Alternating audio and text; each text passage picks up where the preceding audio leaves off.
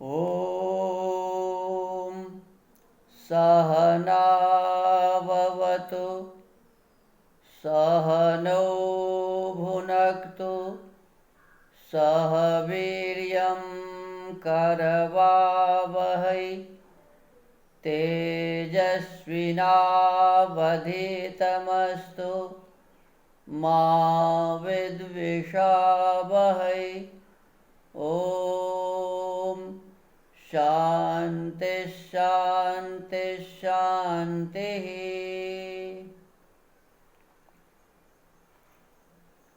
आदरणीय श्रोतागण, सादर नमस्ते।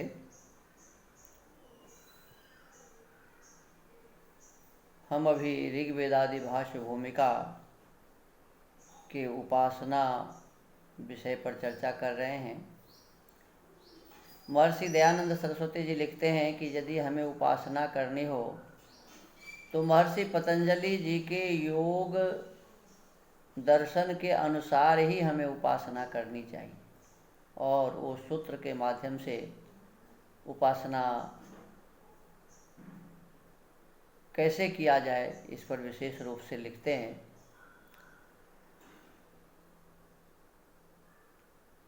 तो इस क्रम में आज हमारा ये जो सूत्र है, योग दर्शन समाधि पाद का ये 7वां सूत्र है। प्रत्यक्षानुमानागमाः प्रमाणानि, अर्थात प्रत्यक्ष, अनुमान और आगम, ये 3 प्रमाण हैं।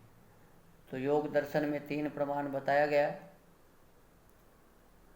अर्थात प्रमाण योग दर्शन के हिसाब से 3 ही है, परंतु अन्य दर्शनों में 4 भी बताया गया है, 8 तक बताया हुआ है। जैसे कहते हैं कि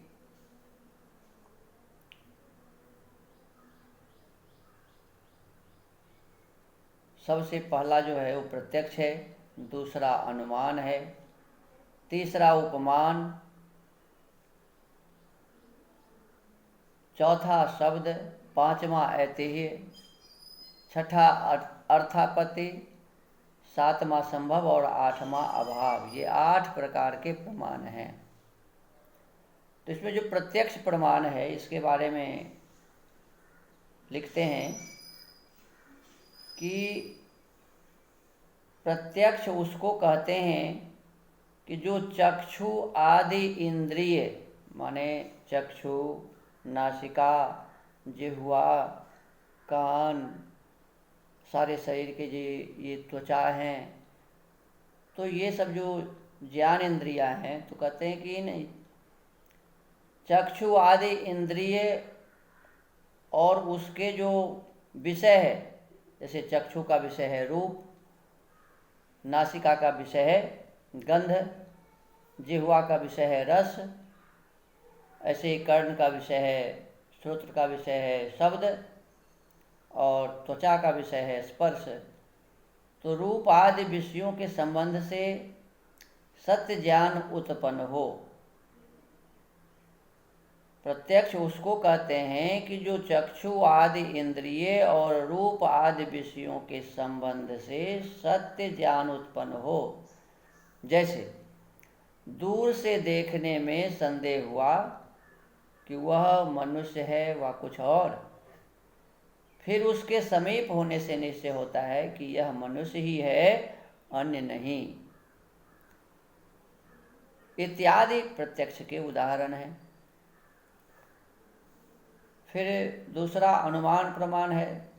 कहते हैं जो किसी पदार्थ के चिन्ह देखने से उसी पदार्थ का यथावत ज्ञान हो, वह अनुमान कहता है। जैसे किसी के पुत्र को देखने से ज्ञान होता है कि इसके माता पिता आदि हैं, वह अवश्य थे, इत्यादि उसके उदाहरण हैं। फिर कहते हैं उपमान। कहते हैं तीसरा उपमान कि जिससे किसी का तुल्य धर्म देख के समान धर्म वाले का ज्ञान हो। जैसे किसी ने किसी से कहा कि जिस प्रकार का यह देवदत्त है उसी प्रकार का वह यजदत्त भी है। किसी व्यक्ति का उदाहरण देकर के बताए कि जैसा यह व्यक्ति है ऐसा वह व्यक्ति है, तो जैसा देवदत्त है वैसा ही यजदत्त भी है। उसके पास जाके इस काम को कर ला। इस प्रकार के तुल्य धर्म से जो ज्ञान होता है उसको उपमान कहते हैं।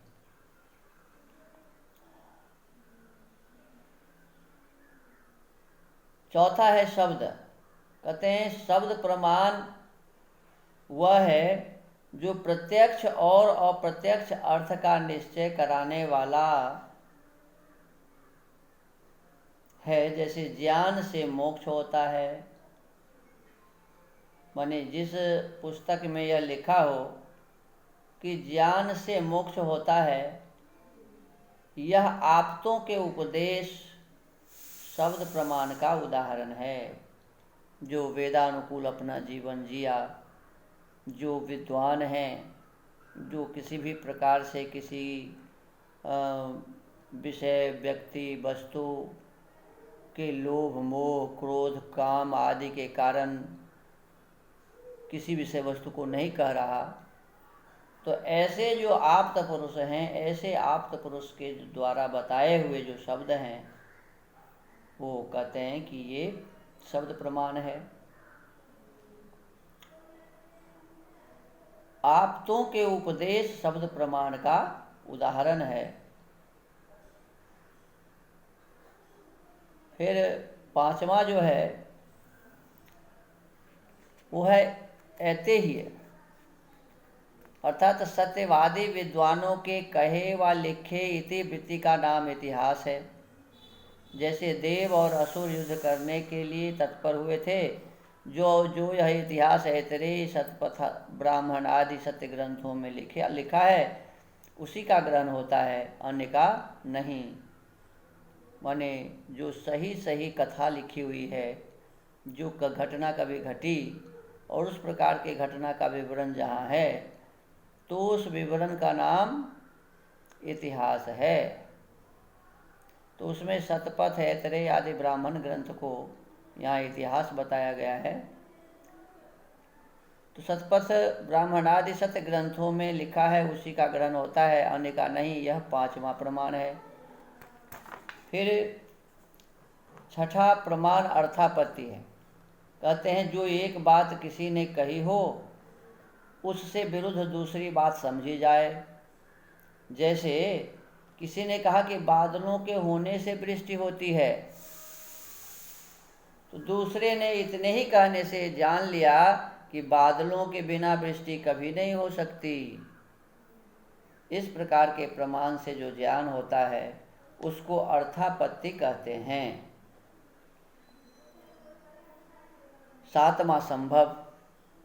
जैसे किसी ने किसी से कहा कि माता पिता से संतानों की उत्पत्ति होती है, तो दूसरा मान ले कि इस बात का तो संभव है, परंतु जो कोई ऐसा कहे कि रावण के भाई कुंभकर्ण की मूंछ 4 कोस तक आकाश में ऊपर खड़ी रहती थी और उसकी नाक 16 कोस पर्यंत लंबी चौड़ी थी, उसकी यह बात मिथ्या समझी जाएगी, क्योंकि ऐसी बात का संभव कभी नहीं हो सकता। जो बिल्कुल असंभव है हो ही नहीं सकता। जो संभव है वही संभव प्रमाण के अंतर्गत है। और अंतिम है अभाव। जैसे किसी ने किसी से कहा कि तुम घड़ा ले आओ, और जब उसने वहाँ नहीं पाया तब वह जहाँ पर घड़ा था वहाँ से ले आया। इन 8 प्रकार के प्रमाणों को हम सबको मानना चाहिए। महर्षि दयानंद सरस्वती जी कहते हैं कि मैं भी इन 8 प्रमाण को मानता हूँ। अब इसी पर स्वामी विद्यानंद सरस्वती जी भूमिका भास्कर में लिखते हैं कि आत्मा, मन, इंद्रिय और अर्थ के सन्निकर्ष से उत्पन्न ऐसा ज्ञान जो व्यपदेश न हो, व्यभिचारी न हो और निश्चयात्मक हो प्रत्यक्ष कहता है। बाह्य विषय के साथ सीधा संबंध न आत्मा का होता है न मन का। चेतन होने से आत्मा ज्ञाता व अनुभविता है और मन आंतर साधन है। चक्षु आदि इंद्रियां बाह्य साधन है। बाह्य विषय का सीधा संबंध बाह्य इंद्रियों का होता है। आत्मा जिस विषय का प्रत्यक्ष करना चाहता है वह आंतर साधन मन को प्रेरित करता है। मन अभिलषित विषय को ग्रहण करने वाली इंद्रिय के साथ संबद्ध होकर इंद्रिय को उस विषय की ओर प्रेरित करता है। अब बाह्य विषय अर्थ का संबंध इंद्रिय से, बाह्य इंद्रिय का संबंध आंतर साधन मन से और मन का आत्मा से है। इस प्रकार मन, इंद्रिय और अर्थ के परस्पर संबंध से आत्मा बाह्य अर्थ को जान लेता है। आत्मा को बाह्य जगत का ज्ञान इसी प्रक्रिया से होता है। आत्मा से संयुक्त मन के द्वारा प्राप्त इंद्रियार्थ सन्निकर्ष जन्य प्रत्यक्ष ज्ञान निर्दोष हो। इसके लिए आवश्यक है कि वह अपव्यय देश हो। अपव्यय देश क्या है? कहते हैं शब्द द्वारा किसी अर्थ का बोध कराना व्यपदेश कहता है। जिस अर्थ का बोध कराना अभीष्ट है वह व्यपदेश कहाएगा। प्रत्यक्ष ज्ञान की पहली पहचान यह है कि वह अव्यपदेश हो, अर्थात शब्द द्वारा उसका बोध न कराया जा सके। इंद्रियार्थ सन्निकर्ष से उत्पन्न प्रत्यक्ष ज्ञान में शब्द की अपेक्षा नहीं होती। वस्तुतः अनुभूत्यात्मक अर्थ ज्ञान का वाचक कोई ऐसा शब्द ही नहीं हो सकता जिससे उसका तद्रूप बोध कराया जा सके। अतएव प्रत्यक्ष ज्ञान के अंतर्गत अनुभूति ही होगी, अभिव्यक्ति नहीं। फिर कहते हैं अव्यपदेश के साथ अव्यभिचारी भी होनी चाहिए। तो कहते हैं अव्यभिचारी क्या है? तो अन्य पदार्थ में अन्य पदार्थ का ज्ञान हो जाना, जैसे झूठ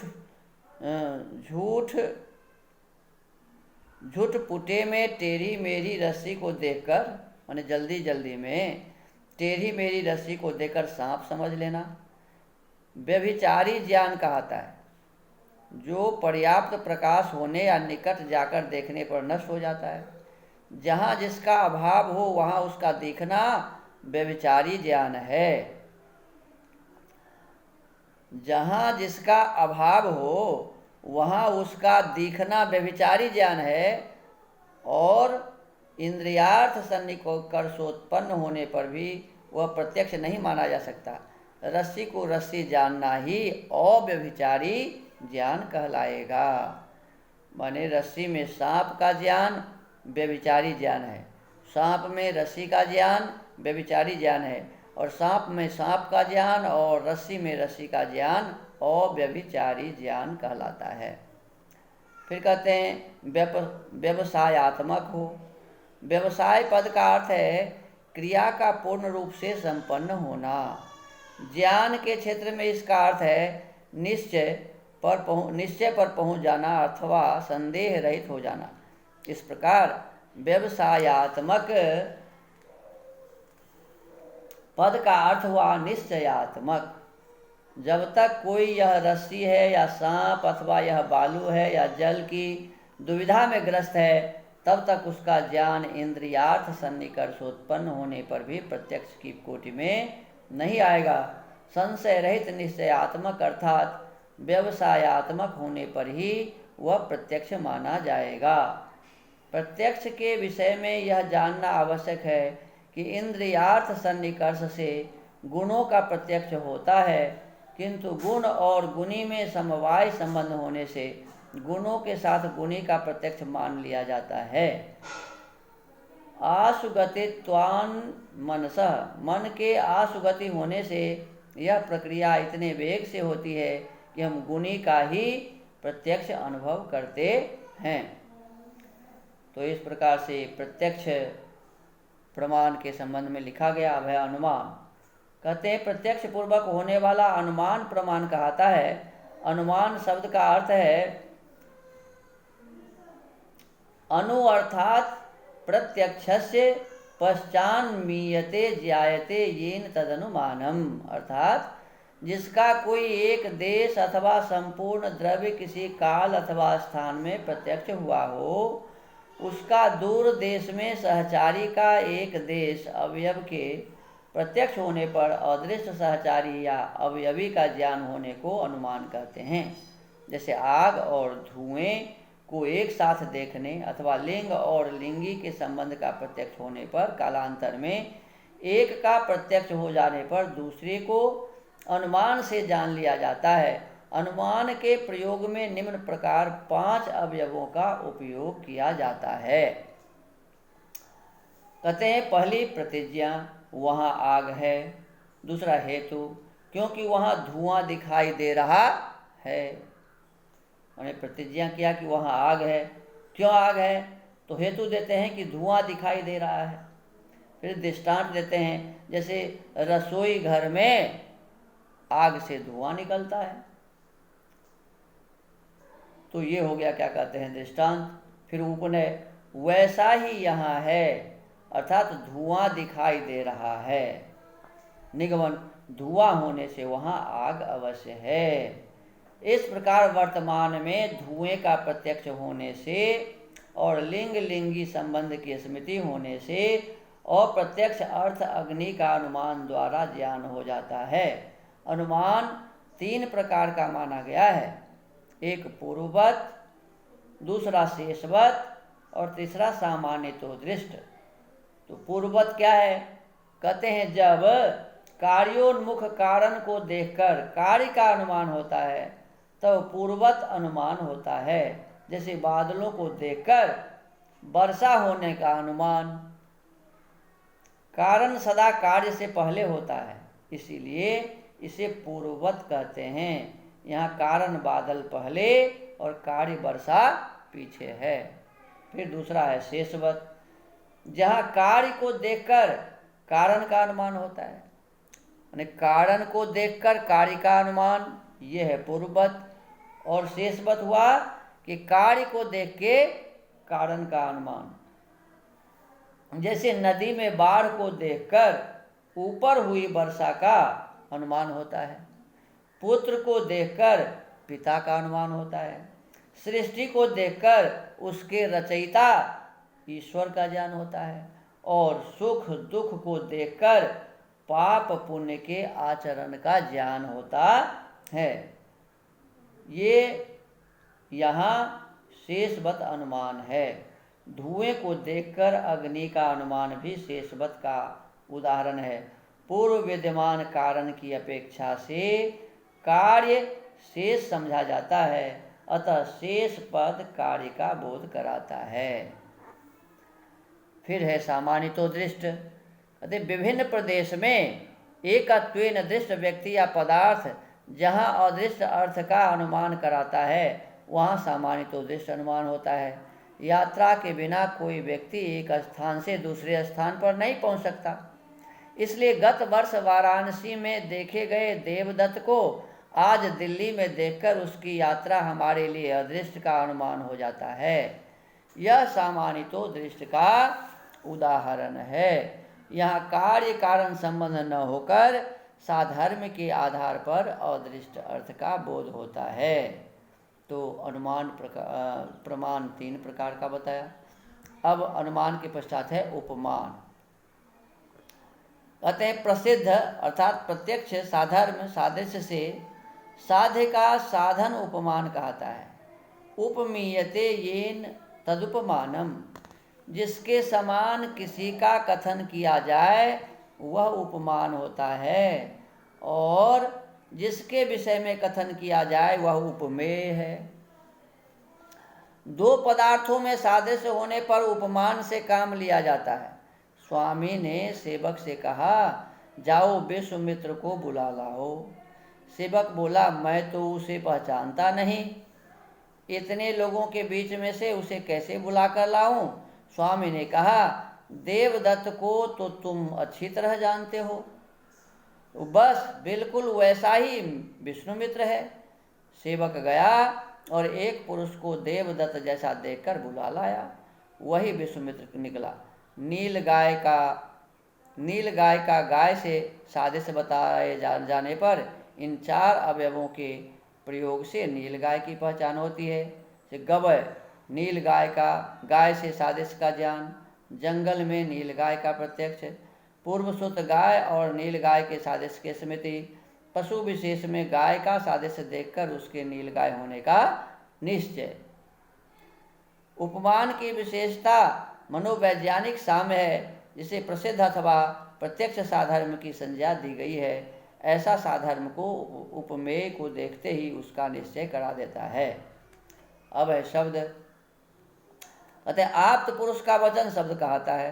किसी भी पदार्थ के साक्षात्कृत धर्मा पुरुष को आप्त कहते हैं। पृथ्वी से लेकर परमेश्वर पर्यंत पदार्थों में से किसी का यथार्थ ज्ञान प्राप्त पुरुष आप्तजनों की कोटि में आता है।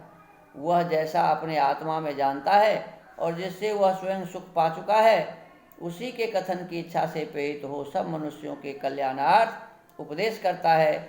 ऐसे पुरुष का वचन ही शब्द प्रमाण की कोटि में आता है। पूर्ण आप्त तो केवल परमेश्वर है, इससे उसका उपदेश स्वतः प्रमाण है।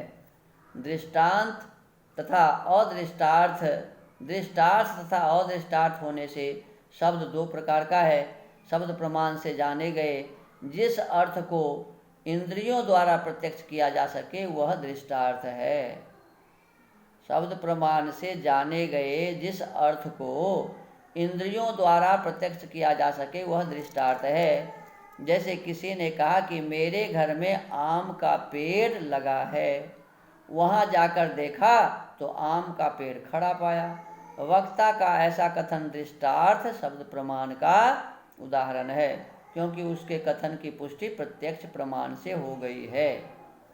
शब्द प्रमाण से जाने गए जिस अर्थ में और कोई प्रमाण प्रवृत्त न हो सके वह अदृष्टार्थ शब्द प्रमाण कहता है।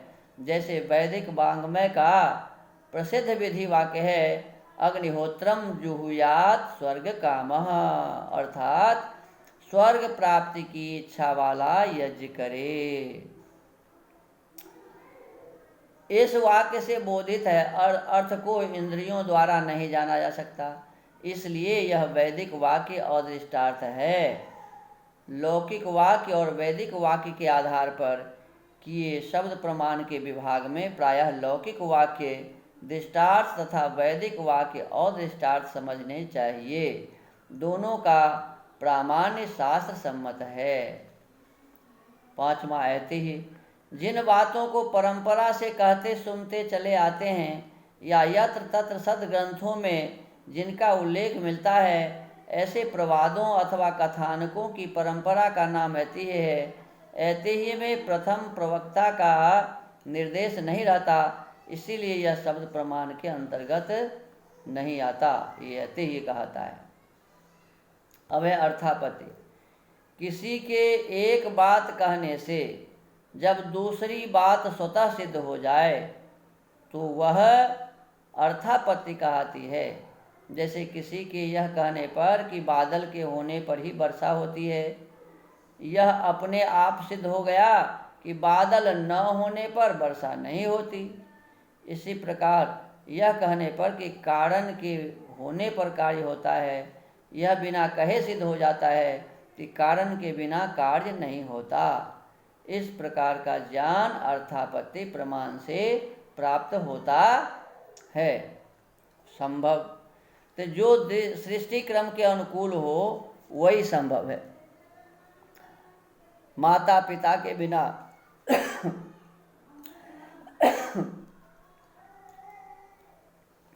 माता पिता के बिना संतानोत्पत्ति, मृतकों का जी उठना, बंध्या के पुत्र का विवाह होना आदि सब बातें असंभव हैं। जैसे ईसाई लोग मानते हैं कि मरकर और फिर ईसा मसीह जी गए, तो ये सब बंध्या के पुत्र हो गया। अब जो बंध्या है उसके पुत्र कैसे होगा? बिना माता पिता के संतान हो गए, ये सब कैसे संभव है? तो इस प्रकार इसको असंभव को लोग संभव कोटि में रखते हैं। कहते हैं जिससे जो संभव हो वही होगा, जिससे असंभव है वो नहीं होगा। से रावण के भाई कुंभकर्ण की मूँछों आदि का उल्लेख तुलसीदास के रामचरितमानस में मिलता है। पुत्र पुत्री के साथ नपुंसक की भी उत्पत्ति की संभवता है। अतः माता पितृभ्याम संतानं जायते में तीनों लिंगों में सामान्य में नपुंसक लिंग संतानम संतानम शब्द का प्रयोग हुआ है। वार्तिक 3:3 140 से न प्रत्यय करने पर संतान शब्द निष्पन्न होता है। सम्यक तनोति पुष्णाति वा इति संतानम, सम्यक रूप से जो तनोति अर्थात विस्तार या पोषण करती है उसे संतान कहते हैं। इस प्रकार स्त्री तथा पुरुष दोनों संतान पदवाच्य हैं, क्योंकि दोनों ही अगली संतान विस्तार या पालन करने की सामर्थ्य का संभव रखते हैं। अष्टाध्यायी 3:3-19 सूत्र से भी घय प्रत्यय होने पर क्लीवत्व में संतान शब्द की निष्पत्ति हो जाएगी। तब तीनों लिंगों की वाचकता में संतान शब्द का सामान्य नपुंसकम, इससे नपुंसक लिंग हो जाएगा। लिंग विषय में महाभाष्यकार का कथन है, लिंगमशिष्यं लोकाश्रयत्वाल्लिंगस्य, अर्थात लोकाश्रय से लिंग विधान होता है। लिंगानुशासन प्रायः लोक व्यवहार आश्रित है, तभी तो भार्या के पर्याय रूप में दार पुल्लिंग और कलत्र नपुंसक लिंग का प्रयोग युक्त माना जाता है। यह भी ठीक नहीं कि घय प्रत्यय होने से संतान शब्द पुल्लिंग ही होगा, क्योंकि भाव अर्थ में ही घय बनतः सूत्र की प्रवृत्ति होती है। नपुंसक विशिष्ट भाव में क्त और ल्युट से, स्त्रीत्व विशिष्ट में क्तिन आदि से बाद होने पर परिशेषात नपुंसक हो जाएगा। कर्मादि में तो घय बंत भी विशेष लिंग हो जाता है, जैसा कि भाष्य में लिखा है कि संबंध मनुवर्तिष्यते, यहाँ संबंधम यह क्लीव विधान किया है। लिंग ज्ञान के विषय में वैयाकरण भैरव मिश्र का कथन है कि यद्यपि शब्दों और अर्थों के अनंत होने से प्रातिस्विक रूप से उनका ज्ञान योगियों को युक्त तथा न्युंजानत्वेन व्यवहार योगियों को संभव होता है, हम जैसे अज्ञानियों को नहीं। लिंग शब्द भी नपुंसक में प्रयुक्त होता है, क्योंकि वह तीनों लिंगों का प्रतिनिधित्व करता है। आपटे महोदय ने भी अपने कोश में संतानम यह भी पढ़ा है। संतानं कड़कं नरकं घोरम, यह प्रयोग महाभारत में भी मिलता है। अब 8वां अभाव प्रमाण है। कहते हैं विरोधी अर्थ का बोध कराने वाला अभाव कहता है। पूर्ववात के कारण बादलों के भारी होने पर भी वर्षा का अभाव उसके विरोधी प्रतिबंधक विधारक वात का ज्ञान कराता है। जहाँ जो पदार्थ न हो वहाँ उसका अभाव है। किसी ने किसी से कहा कि तू हाथी ले आ, उसने वहाँ हाथी का अभाव देखा और जहाँ हाथी था वहाँ से लाकर खड़ा कर दिया। इस प्रकार अभाव अपने विरोधी के ज्ञान का हेतु होने से प्रमाणों में गिना जाता है। किसी कार्य वस्तु का सर्वथा नाश कभी नहीं हो सकता। अभिव्यक्तावस्था में आ जाने पर जब वह अपने रूप का परित्याग करती है तो वह या तो रूपांतर धारण कर लेती है या अपनी कारणावस्था में लीन हो जाती है। इसी स्थिति को साधारणतया उस वस्तु के नाश का नाम दे दिया जाता है। परिणमन के कारण उसकी अवस्था भले ही बदलती रहे पर उसका सर्वात्मना विनाश कभी नहीं होगा। जल का ऑक्सीजन और हाइड्रोजन में विभक्त होकर अदृश्य हो जाना अथवा वाष्प रूप होकर उड़ जाना जल का नष्ट हो जाना नहीं, एक स्थिति से दूसरी में परिवर्तित हो जाना है। मोमबत्ती के जलते जलते बुझ जाने पर भी न उसकी बत्ती नष्ट होती है और न मोम, केवल हमें उस रूप में उनका दिखाई देना बंद हो जाता है। यदि अग्नि में जल आने से मिर्चों का नाश हो जाता है तो क्या कारण है कि उस स्थान पर बहुत देर बाद तक भी खड़े नहीं रह सकते। निश्चय ही मिर्चों का अस्तित्व अपने परिवर्तित सूक्ष्म रूप में बना रहता है। यही बात अग्नि में पड़कर भस्म हुए पदार्थों की है। सूक्ष्म रूप में वे आकाश में सदा बने रहते हैं। इस प्रकार से आठों प्रमाण के संबंध में हमें विशेष रूप से जानकारी मिली। तो इसी प्रमाण के आधार पर सत्य और असत्य का निर्णय करना चाहिए, विषय वस्तु का निर्णय करना चाहिए। हवन हम करते हैं और हवन के से हमें लाभ क्या होता है इसका भी निर्णय हम इसी प्रमाण के आधार पर करते हैं। तो तो आज के सत्संग को यहीं विराम। सबको नमस्ते, सबको धन्यवाद। ओम।